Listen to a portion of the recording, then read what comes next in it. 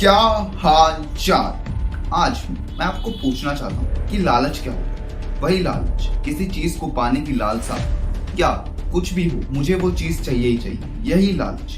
पर ये एक लालच एक इंसान को कितना गिरा सकता है? क्या इतना कि वो अपने परिवार के लोगों को ही मार डाले, वो 2 साल की बच्ची को भी नहीं बख्शे, और चाहे वो कोई बूढ़ी बुजुर्ग औरत क्यों ना हो उसे भी नहीं छोड़े। कैसा हो सकता है कि वो तो एक सीरियल किलर, बट लोगों के सामने ऐसी हो कि ना कोई इस पर शक करे, और जब ये बात लोगों के सामने आए तो वो बहुत ज्यादा ही हैरान हो जाए। क्यों? किसी मूवी का प्लॉट या कहानी लग रही है ना काफी इंटरेस्टिंग, बट ये कहानी नहीं है, ये है हकीकत जॉली की, द साइनाइड किलर। चलिए आज की वीडियो में जानते हैं। तो जॉली बिलोंग करती थी साउथ इंडिया के एक छोटे से गांव इडुक्की से, और वो साथ ही काफी गरीब परिवार से भी आती थी। और उसका सिर्फ एक ही सपना रह गया था कि वो जल्द से जल्द अमीर बन जाए, उसके पास बहुत सारा पैसा हो और वो अपने सारे शौक पूरे कर सके।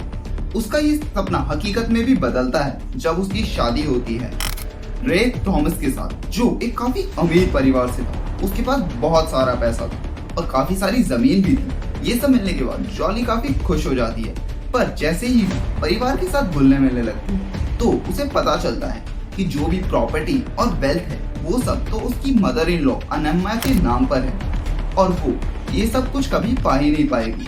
तो थोड़े टाइम बाद 2002 में हमें अचानक पता चलता है कि अनम्मा की डेथ हो जाती है, और उनकी इस सडन डेथ पे लोग ज्यादा हैरान भी नहीं होते, ना ही किसी को शक होता है, क्योंकि उनकी उम्र भी काफी ज्यादा हो चुकी थी और साथ ही साथ काफी वक्त से उनकी तबीयत भी खराब ही रहती थी। लेकिन इसके बाद जब जॉली को पता चलता है कि उसकी मदर इन लॉ के मरने के बाद भी वो प्रॉपर्टी उसकी नहीं हो सकती, क्योंकि वो सारी प्रॉपर्टी अब उसके फादर इन टॉम के पास ट्रांसफर हो चुकी है। सारी वेल्थ, सारी जमीनें अब उसके हाथ से निकल चुकी हैं, और वो अपनी लाइफ उस तरह से नहीं जी पा रही है जैसे वो चाहती है। तो 2002 में हमें टॉम भी मरे हुए मिलते हैं, उनके मुंह से झाग निकल रहा था, और ये काफी ज्यादा हैरानी की बात थी।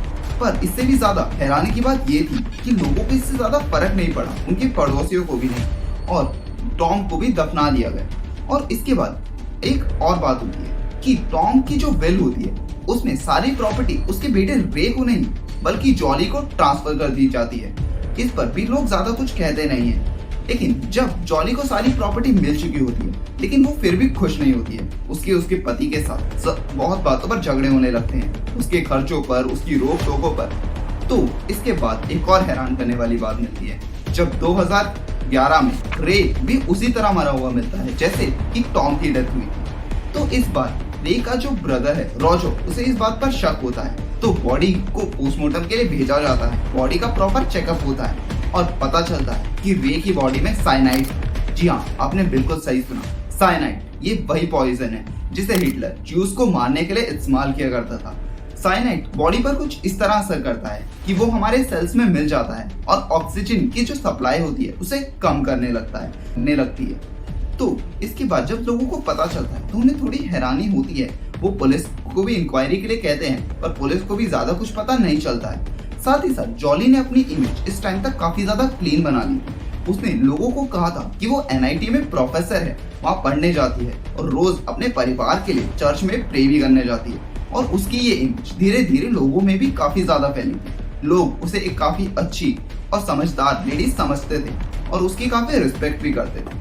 लेकिन कुछ टाइम बाद जब रोजो का शक और ज्यादा बढ़ा तो उसने जाकर एनआईटी में पता किया कि जॉली तो कभी एनआईटी में थी नहीं, ना वो कोई प्रोफेसर थी। हाँ, वो कभी कभी एनआईटी जरूर आती थी, बट सिर्फ कैंटीन में बैठती थी और वहां से निकल जाती थी। जब ये बात रोजो को पता चली तो उसने अपनी कजन को भी बुलाया। उसकी कजन उस समय उन्हीं के घर पर आई हुई थी और साथ में थी उसकी 2 साल की बेटी। पर उन्हें क्या पता था ये उनका आखिरी बार था। जब ये बात वो जॉली से डिस्कस करती है तो कुछ दिनों में जॉली उसे भी साइनाइड से मार देती है, और वो उसकी 2 साल की छोटी बच्ची को भी नहीं बख्शती है। जब इस मौत के बारे में रोजो को पता चलता है तो वो डायरेक्टली पुलिस में हायर अथॉरिटीज में कंप्लेन कर देता है, और उसकी दोस्तों की मदद से वो पुलिस को अच्छी तरह अप्रोच भी कर पाता है। और इस बार एक डिटेल जांच होती है, डिटेल इन्वेस्टिगेशन होती है, जिसमें काफी सारा खुलासा होता है कि जो भी जॉली ने एनआईटी के बारे में बताया था वो सब झूठ था, और उसके पास सिर्फ एक फेक आईडी कार्ड था। और साथ ही साथ जो इतनी भी बॉडीज बरी की गई थी उन सबको भी निकाला जाता है, उनका पोस्टमार्टम होता है और सभी सब में साइनाइड मिला जाता है।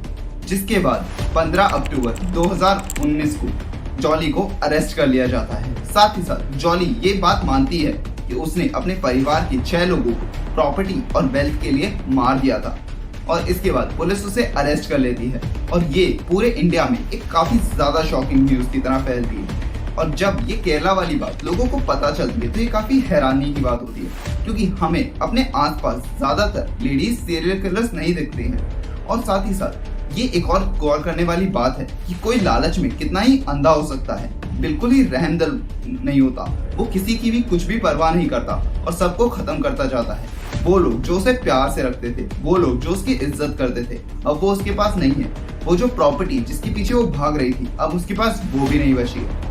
तो आज की वीडियो आप सबको सिर्फ अवेयर करने के लिए थी। साथ ही साथ अगर आपको हमारी वीडियो पसंद आई हो तो आप हमारी वीडियो को लाइक कर सकते हैं। अगर हमसे कोई गलती हो गई हो तो आप हमें कमेंट सेक्शन में नीचे बता सकते हैं। साथ ही साथ अगर आपका मन करे तो एक लाल रंग का सब्सक्राइब बटन है, उसे भी दबाएं और हमें सपोर्ट करें। तब तक के लिए धन्यवाद।